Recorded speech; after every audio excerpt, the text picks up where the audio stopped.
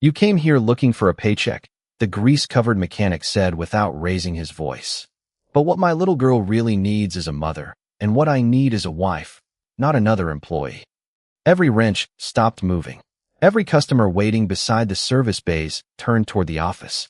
Even the old country music playing from the dusty radio suddenly felt too loud.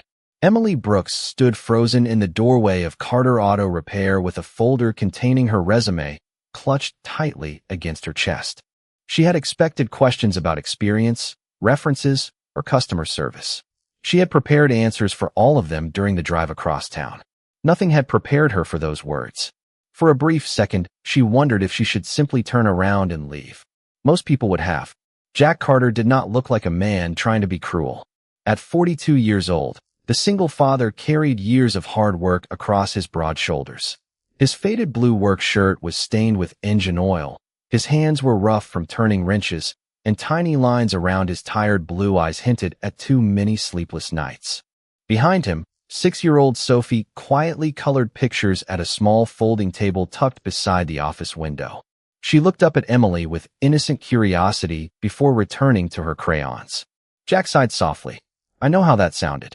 Emily slowly lowered her resume. Then why say it? She asked. Jack glanced toward Sophie before answering. Because I promised myself I would stop pretending everything was fine. The garage became strangely quiet. Outside, a pickup truck rolled onto the cracked concrete driveway while wind carried the smell of rain through the open service doors. Jack wiped his hands with an old shop towel. Ever since my wife passed away 3 years ago, everyone keeps telling me I need more mechanics, more business, more money. He smiled without happiness. Nobody ever says my daughter needs someone to help her braid her hair before school. Emily looked toward the little girl again. Sophie was trying to tie a pink ribbon around one of her stuffed animals, but the bow kept falling apart. Something inside Emily shifted almost imperceptibly. She had walked into the garage searching for a temporary job after quietly disappearing from a life that no longer felt like her own. She had not expected to meet a father who spoke painful truths without hiding behind polite lies. One of the mechanics coughed awkwardly before returning to work, pretending not to listen even though everyone still was. Emily crossed her arms gently. So you are not hiring? Jack looked directly into her eyes for the first time. I did not say that. She frowned. You just said you needed a wife. Jack nodded once. And today I also need someone who answers the phone, keeps customers from walking away, and reminds my daughter to eat lunch when I forget because I am underneath a truck. Emily could not help smiling despite herself. That sounds more like 3 jobs. Maybe, Jack admitted. Life has been asking one person to do all of them for a long time. Before Emily could answer, Sophie suddenly ran toward the office carrying her unfinished ribbon. She stopped in front of Emily and held it out with hopeful eyes. Can you make it pretty? She whispered. Emily knelt beside her without thinking and tied a perfect bow in only a few seconds. Sophie beamed as though someone had handed her the greatest treasure in the world. Jack watched the moment in complete silence. For reasons he could not explain, the answer he had been searching for all morning was no longer written on Emily's resume. It was written in the smile on his little girl's face. Emily Brooks remained beside the little folding table long after Sophie ran back to admire the neatly tied pink ribbon. The tiny smile on the little girl's face lingered in the air like the last rays of sunlight before evening. Jack Carter quietly cleared his throat. You are good with children. Emily stood slowly and brushed a strand of blonde hair behind her ear. I have always liked making people feel less alone. Jack nodded thoughtfully before walking toward the old coffee machine sitting in the corner of the office. He poured 2 cups without asking whether she wanted one. Sit down for a minute, he said. Emily hesitated but accepted the invitation. The office was modest, with faded family photographs pinned beside maintenance schedules, handwritten customer notes, and children's drawings covering the bulletin board. Nothing looked expensive, yet everything carried the feeling of a place built through years of honest work. Jack handed Emily a cup of coffee before sitting across from her. I owe you an apology. Emily looked at him quietly. Because of what you said? Jack sighed. Because I have forgotten how to speak without letting grief answer first. Outside, pneumatic tools echoed through the garage while customers came and went. Inside the office, time seemed to slow. Jack folded his rough hands together. 3 years ago my wife, Hannah, passed away after a long illness. Since then, everyone has tried to help. My neighbors bring casseroles. My customers leave bigger tips. My mechanics work overtime without complaining. He smiled faintly. People can fix almost everything except an empty chair at the dinner table. Emily lowered her eyes toward the family photograph resting beside the register. Hannah's smile looked remarkably similar to Sophie's. I am sorry, she whispered. Jack nodded with quiet appreciation. So when I saw you walk through that door today, I was thinking about Sophie before I was thinking about the business. Emily took a slow sip of coffee. You made it sound like you were interviewing for a marriage. Jack chuckled for the first time that morning. Trust me, I realized how ridiculous it sounded the moment the words came out.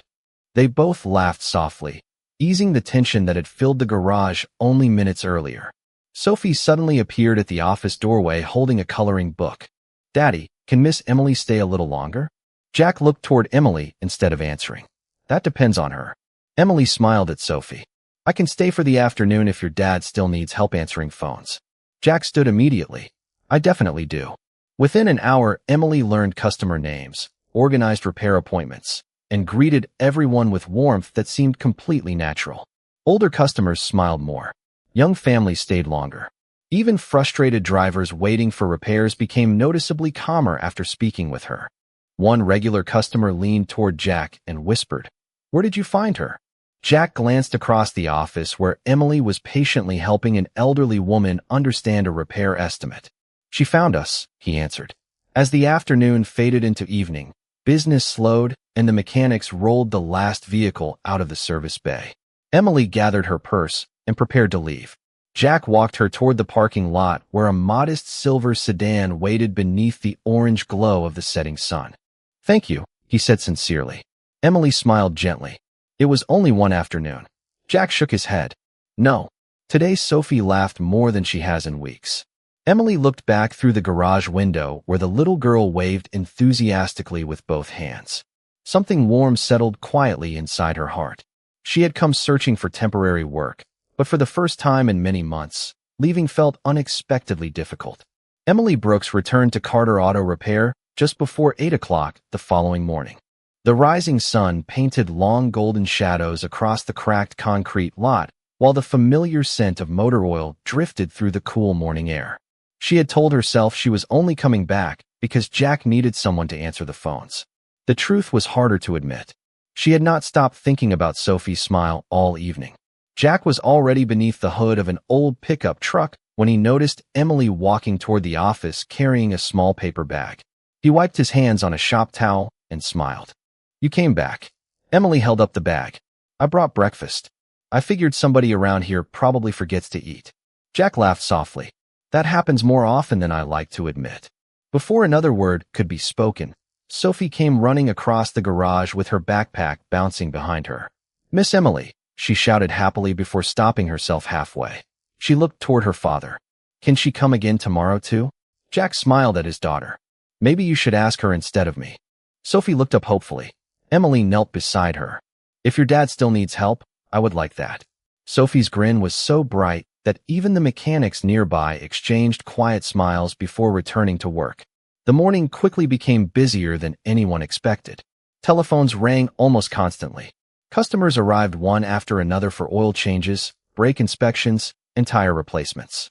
Emily welcomed each person with calm kindness that immediately changed the atmosphere inside the garage. She remembered names after hearing them once, offered fresh coffee to waiting customers, and patiently explained repair schedules in language everyone could understand. Complaints became conversations. Frustration slowly became trust. Around noon, an elderly veteran entered carrying the keys to a weathered sedan. Jack quietly leaned toward Emily. Mr. Howard has been coming here for 20 years. His wife passed away last winter. Emily nodded gently before greeting him with a warm smile. She noticed him staring silently at the empty chair beside him while waiting for his estimate. Without making a scene, she placed a fresh cup of coffee in front of him and asked about the fishing photograph attached to his keychain. Within minutes, the lonely man was smiling as he shared stories about lakes he had visited with his late wife decades earlier. Jack watched from across the garage without saying a word. He realized Emily possessed something that could never be listed on a resume. She made people feel seen. Late that afternoon, the waiting area was unusually full, yet nobody seemed impatient. Children laughed together over coloring books with Sophie, while customers chatted like old neighbors instead of strangers waiting for repairs. One mechanic quietly shook his head in disbelief. "I have worked here 7 years," he whispered to Jack. "I have never seen this place feel like home." Jack looked through the office window where Emily was helping Sophie finish her homework between customer calls. For the first time since Hannah's passing, the building no longer echoed with silence after conversations ended. As closing time approached, Emily organized the appointment book before gathering her belongings. Jack walked beside her to the front door. "I cannot offer much," he admitted honestly. "The pay is modest, and the hours can be long." Emily smiled with quiet sincerity. "Sometimes people spend their whole lives looking for a place where they matter. I think I found one yesterday." Neither of them noticed the black luxury sedan parked across the street for several quiet minutes before slowly driving away, its driver watching the little garage with unexpected interest. 3 weeks passed so quietly that nobody in town could remember exactly when Carter Auto Repair stopped feeling like an ordinary garage and started feeling like a place people looked forward to visiting. The waiting room was no longer filled with impatient sighs, but with friendly conversations, fresh coffee, and laughter that often came from the little table where Sophie proudly displayed her newest drawings. Emily Brooks had settled into a simple routine that somehow transformed everything around her without demanding attention for herself. She answered every telephone call with genuine warmth, remembered birthdays, asked customers about their families, and never hurried anyone who simply needed someone willing to listen for a few extra minutes. Jack Carter noticed the changes long before he admitted them aloud. Repair appointments were filling an entire week in advance. Former customers who had moved across town were returning with neighbors and relatives. Local businesses started bringing all of their company vehicles to the garage because, as one owner explained with a smile, "Your shop fixes more than cars." Jack never claimed the credit. Every evening after closing, he quietly looked toward the office where Emily carefully balanced receipts, organized invoices, and left handwritten thank you notes for longtime customers picking up their vehicles the following morning. One afternoon, Sophie burst through the office door carrying a folded sheet of paper covered with bright crayons. "Daddy, look what I made." Jack wiped the grease from his hands before opening the drawing. It showed 3 people standing in front of the garage beneath a bright blue sky. One was clearly Jack. One was Sophie. The third figure wore long blonde hair and held both of their hands. Above them, written in uneven letters, were the words, "My family." Jack remained silent for several seconds. Emily happened to walk into the office carrying a clipboard before noticing the picture. She smiled gently but did not say a word. Sophie looked between them with complete innocence. "Families do not have to start the same way, right?" she asked. Jack slowly knelt beside his daughter. "No, sweetheart," he answered softly. "Sometimes the best things take time to find each other." Emily quietly turned away, pretending to organize paperwork while blinking back unexpected emotion. She had spent months convincing herself that she no longer belonged anywhere after walking away from a life that had never truly felt like her own. Yet inside this modest garage, surrounded by engine parts, old tools, and honest people, she was beginning to understand what home actually felt like. Late that Friday afternoon, as the last customer drove away, an unfamiliar black luxury sedan rolled smoothly into the parking lot. It was unlike anything normally seen in their small town. The polished vehicle reflected the evening sunlight as a distinguished man wearing a tailored gray suit stepped out. He looked around the garage with calm confidence before his eyes stopped on Emily. For the first time since arriving in town, her peaceful expression changed. She quietly lowered the folder in her hands, and the color slowly disappeared from her face. The gentleman removed his sunglasses and offered a respectful nod. "Good evening, Miss Brooks," he said warmly. "Your family has been searching for you for almost 6 months." Every conversation inside the garage stopped. Jack looked from the stranger to Emily, suddenly realizing that the woman who had walked into his shop asking for a simple job had been carrying a story far larger than anyone had imagined. The garage remained completely silent long after the distinguished gentleman spoke Emily's name. The only sound came from the soft ticking of a cooling engine in one of the service bays. Emily closed her eyes for a brief moment before taking a slow breath. "Mr. Bennett," she said quietly, I was hoping you would not find me so soon. The gentleman offered a respectful smile that carried neither judgment nor anger.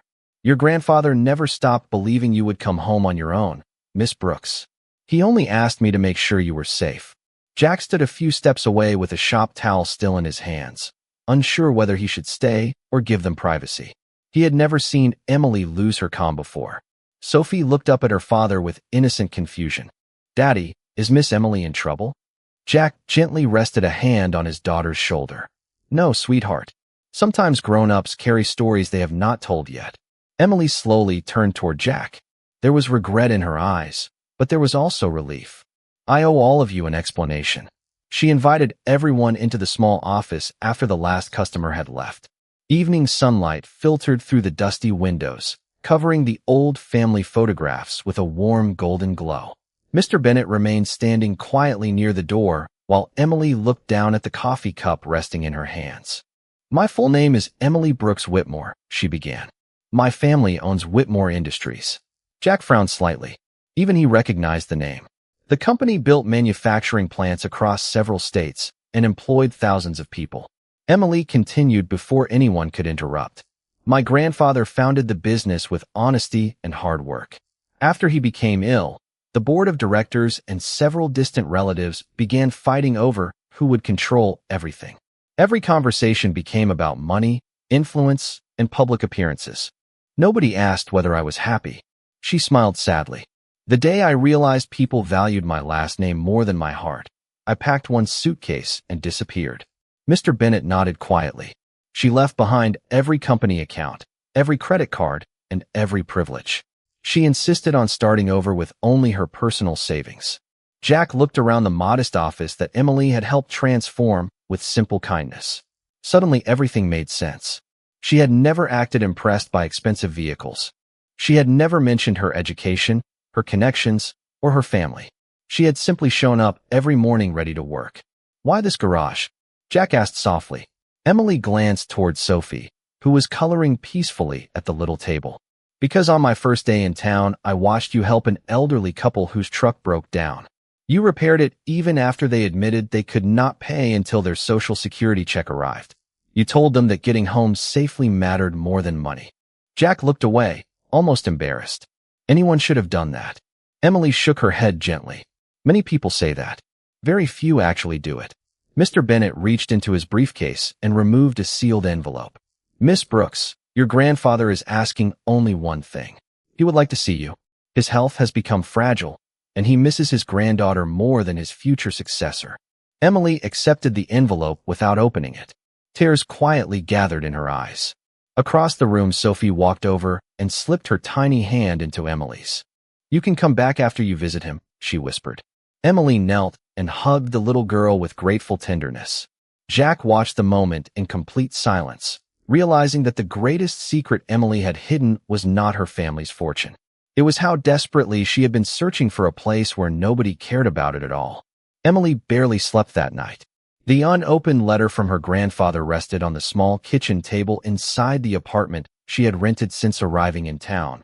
Yet her thoughts remained inside the modest garage where Sophie had laughed while drawing pictures of a family she believed was already complete.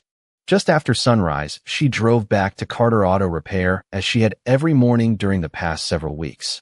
Jack was unlocking the front door when he saw her pull into the parking lot. He studied her face for a moment before speaking. You do not have to come in today. Emily offered a gentle smile. Actually, I think I needed to come here more than ever. Jack nodded without asking another question. Some burdens became lighter simply because someone chose not to pressure them. The morning unfolded quietly. Emily answered telephone calls, greeted familiar customers, and helped Sophie finish a reading assignment before school. Nothing looked different, yet everything felt more precious because she suddenly understood it might not last. Around lunchtime, Jack carried 2 sandwiches outside and motioned toward the old wooden bench beside the garage. They ate in comfortable silence while traffic rolled steadily along the nearby highway. Finally, Jack spoke. Are you going to see your grandfather? Emily looked toward the distant horizon before answering. Yes, I owe him that much. She paused for several seconds. But I am afraid that once I walk back into that world, everyone will expect me to become the person I spent my whole life pretending to be. Jack rested his elbows on his knees. Then do not pretend anymore. Emily turned toward him. You make that sound easy. Jack smiled quietly. It is not easy. Every day after Hannah passed away, people expected me to be strong all the time. Some thought I should sell the garage. Others thought I should move away. Everyone had advice about the life they were not living. He looked at his weathered hands. Eventually, I realized that peace comes when you stop trying to become the version of yourself that makes everyone else comfortable. Emily listened without interrupting. His words carried no dramatic speeches or perfect answers. They carried experience. Back inside the garage, Mr. Howard arrived to collect his repaired sedan. Before leaving, the elderly veteran handed Emily a small envelope. This is for the Children's Library fundraiser, he explained. Your kindness reminded me that this town still takes care of each other.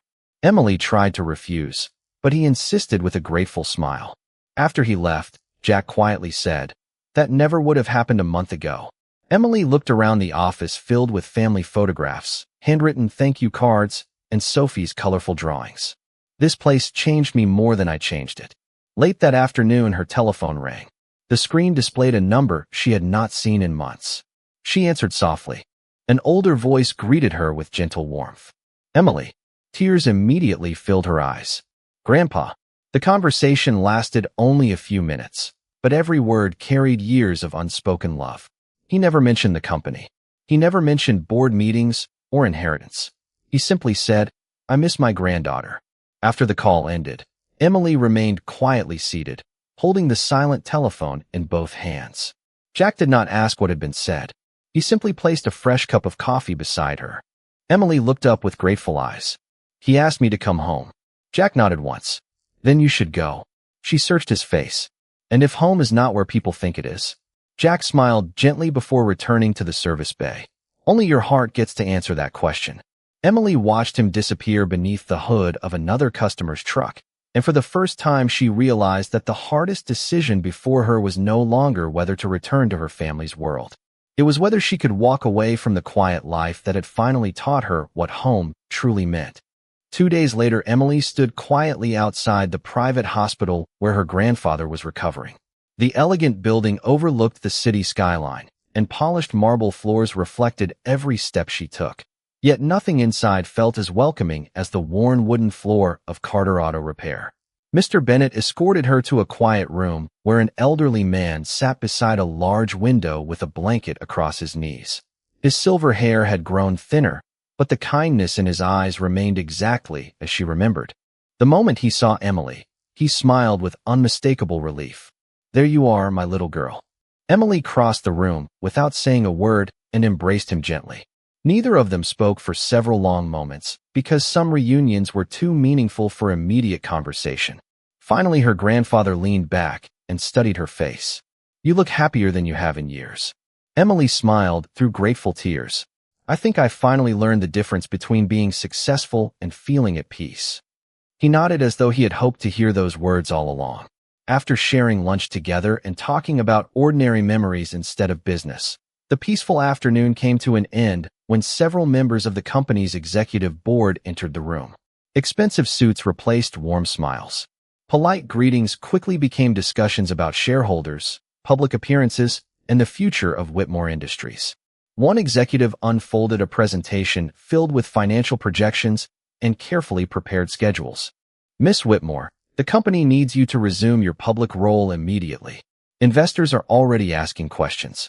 Emily listened respectfully before answering. My grandfather invited me here because he missed me. I did not come for a board meeting. Another executive forced a professional smile. With respect, your personal preferences affect a corporation that employs thousands of people. Her grandfather quietly raised one hand. She is my granddaughter before she is anyone's executive. The room became silent. Emily looked around the polished conference table that had once represented everything she believed she was supposed to become. Strangely, it now felt unfamiliar. She remembered the smell of fresh coffee inside the little garage, Sophie's laughter while coloring pictures, Jack patiently explaining repairs to nervous customers, and the quiet dignity that surrounded ordinary people living honest lives. Those memories felt far more real than the luxurious office surrounding her. Later that afternoon, Emily stepped outside to clear her thoughts. Her telephone vibrated. It was Sophie using Jack's phone. "Miss Emily," the little girl said excitedly. "I made another picture today." Emily smiled immediately. "Did you?" Sophie laughed happily. "This one has 4 people now, because Mr. Howard said every family needs a grandpa too." Emily closed her eyes as emotion quietly filled her heart. Jack came on the line a moment later. "How is your grandfather?" he asked. "Better," Emily answered softly. "He reminded me who I used to be." Jack paused before replying. "I hope you also remember who you are now."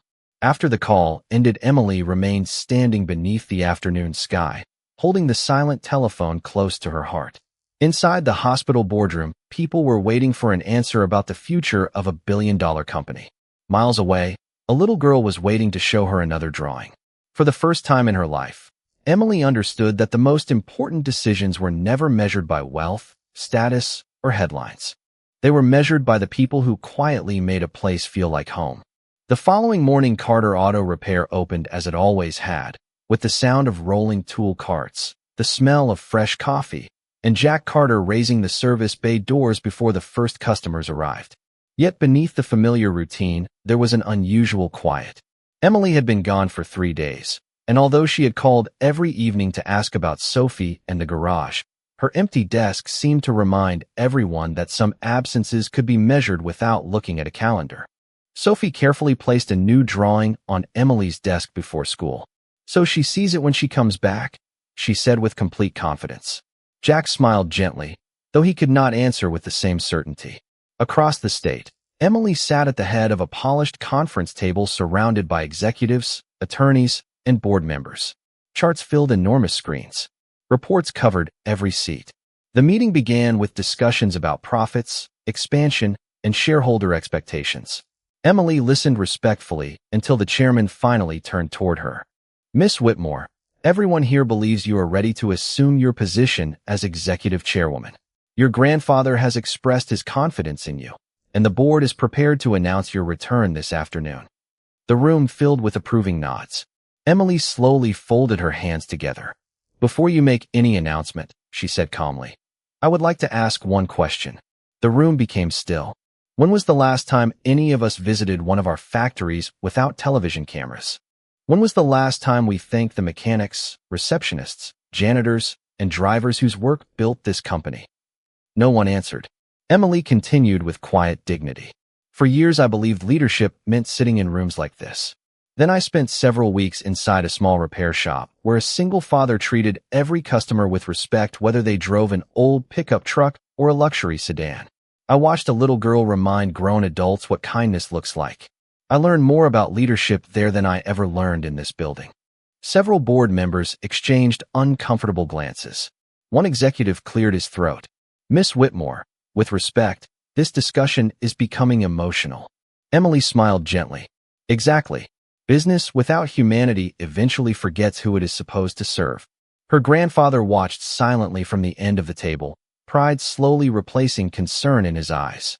Emily stood and walked toward the large windows overlooking the city. "I love my family, and I love what my grandfather built. But I cannot accept a role that asks me to become someone I am no longer willing to be." The room fell completely silent. "I will continue serving as a member of the family and support the company in ways that honor my grandfather's values. However, I will not return to this office as its public leader." A wave of surprise moved across the room. Her grandfather was the first to stand. He slowly walked beside her and gently took her hand. "I founded this company to give people better lives," he said warmly. "If the company asks my granddaughter to give up the life that finally brought her peace, then the company has forgotten its own purpose." No one spoke after that. Late that afternoon, Emily drove back toward the small town as the setting sun stretched across the highway. Meanwhile, Jack locked the office after another busy day, believing she might never return. Sophie stood beside the front window holding the newest family drawing against the glass, watching every passing car with quiet hope. Just as the last light touched the old garage sign, a familiar silver sedan slowly turned into the parking lot. The moment the silver sedan came to a stop, Sophie dropped the drawing she had been holding and ran toward the front door before Jack could even reach for the handle. Emily stepped out of the car just as the evening breeze carried the familiar scent of engine oil across the parking lot. Sophie wrapped her little arms around Emily without saying a word. Emily knelt and held her tightly, closing her eyes as though she had finally arrived where she belonged. Jack watched quietly from the doorway, his hands still marked with the work of another long day. Neither of them hurried to speak. Some moments deserved silence more than conversation. After Sophie finally let go, she smiled proudly and held up her newest drawing. This time there were 4 people standing in front of the garage. Jack looked at it and laughed softly. I thought there were only 3 before. Sophie nodded with complete confidence. Now Grandpa is coming to visit too. Emily looked surprised. What makes you think that? Sophie shrugged. Because families should know each other. Jack smiled at the simple wisdom only a child could speak so naturally. Over the following weeks, life settled into a peaceful rhythm. Emily visited her grandfather every weekend, and each visit became less about business and more about sharing ordinary stories. True to his word, he gradually stepped away from corporate life while encouraging the company's new leadership to place people ahead of appearances. He often told the board that the greatest lesson he had learned in his final years came from a small repair shop, where respect was given freely instead of earned through titles. One crisp autumn afternoon, a line of familiar customers gathered outside Carter Auto Repair for a community appreciation picnic that Emily had quietly organized. Children played beside polished classic cars while neighbors shared homemade food beneath colorful trees. Mr. Howard proudly introduced Jack as the most honest mechanic in the county. The local mayor thanked the garage for supporting charity events and helping families who struggled during difficult seasons. Jack accepted every compliment with the same quiet humility he had always carried. As the afternoon sun began to set, Emily walked toward the small wooden platform where everyone expected another speech about the growing success of the garage. Instead, she turned toward Jack.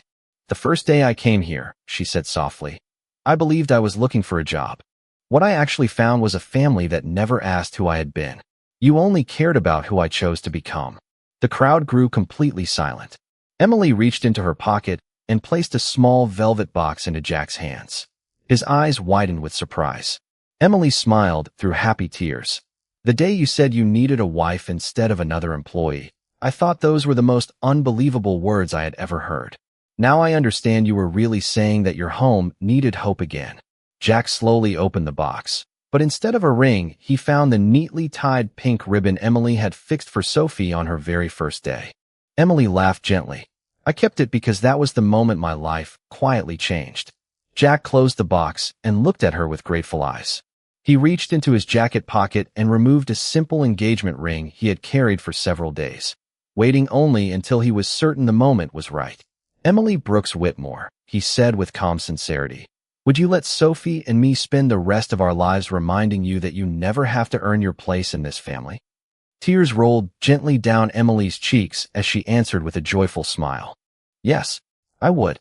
The crowd erupted into warm applause, while Sophie hugged both of them as tightly as her little arms could manage. In that quiet corner of America, beside an old garage built by honest hands and faithful hearts, everyone witnessed a truth that no amount of wealth could ever purchase. Dignity had found love. Kindness had found a home.